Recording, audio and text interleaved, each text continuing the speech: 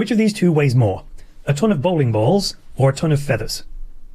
The answer is they both weigh the same, a ton. But there is this initial tendency, if you don't think about it, to automatically say the bowling balls, because we know individually the bowling balls are more dense. Now this helps me introduce the concept of unit bias, and how it is just as irrational as saying a ton of bowling balls is heavier than a ton of feathers. So unit bias, in a nutshell, is the tendency to prefer a larger quantity of something despite other more important considerations. For example, would you rather have 100,000 of crypto asset A or 0.5 of crypto asset B? Unit bias is where people have a preference for the 100,000 of crypto asset A. That is, even when I tell you that each unit of crypto asset A is worth only a cent, making the entire stack worth just $1,000. Crypto asset B in this scenario is Bitcoin, which you only get 0.5 of instead of 100,000. But that 0.5 Bitcoin right now is worth about $20,000. So you'd be much better off with that if you could get past the unit bias. Now that's actually slightly a flawed example because I was offering you those two asset stacks for free. But let's do it another way. You have $10,000 to invest in a crypto asset. Which would you rather invest it in? Crypto asset A, which is trading at 1 cent, and you get 1 million tokens for your $10,000? Or would you rather invest it in crypto asset B, which is trading at $40,000, and you get 0.25 tokens? If you have unit bias, well, you go for option A.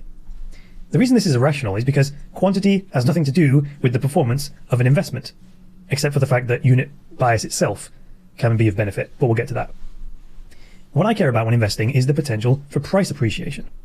Let's say I offer you two brand new investments, like crypto asset C, which has the potential for a 25% price appreciation, and crypto asset D, which has the potential price appreciation of 50%. Which one would you choose? Well, crypto asset D, obviously.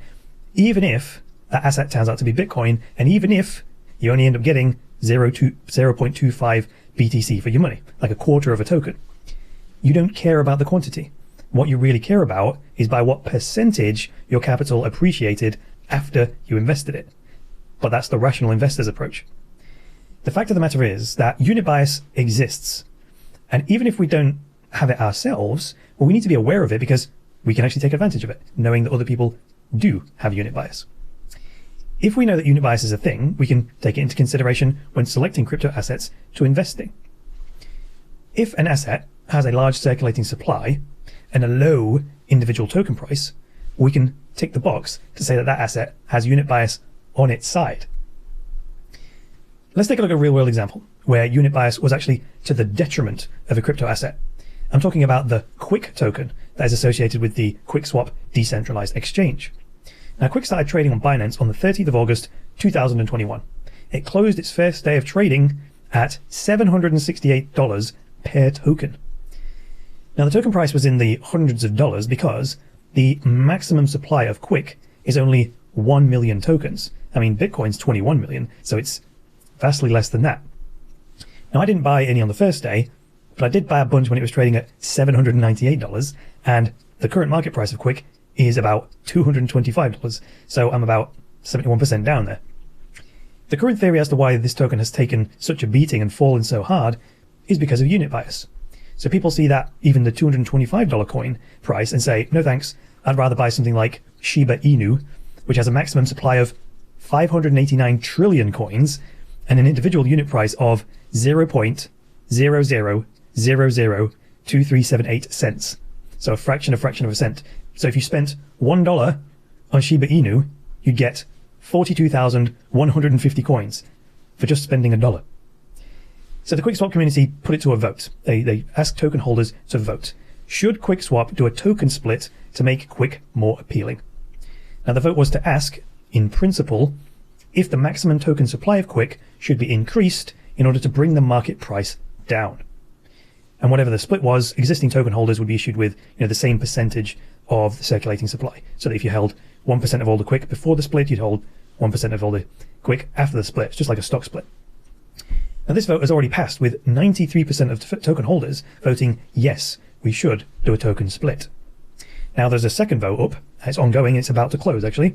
This one is, should QuickSwap split the Quick token 100 to 1 or 1,000 to 1? And right now, 84% of token holders think we should do a 1,000 to 1 split. That's what I've personally voted for as a Quick token holder. So that means if this goes ahead, for every one Quick token you currently own, you'd be issued with 999 more. But of course, there'd be 1,000 more tokens in circulation.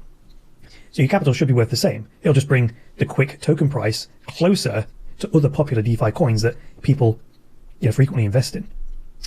So there we go. Unit bias. A strange old phenomenon, which is quite irrational but quite understandable at the same time. So the next time you're assessing a crypto asset investment, consider unit bias and how that affects its potential for price appreciation. But that's all I've got for you today. I'll be back next week with another episode. But until then, it's me, Chris Coney, saying bye for now.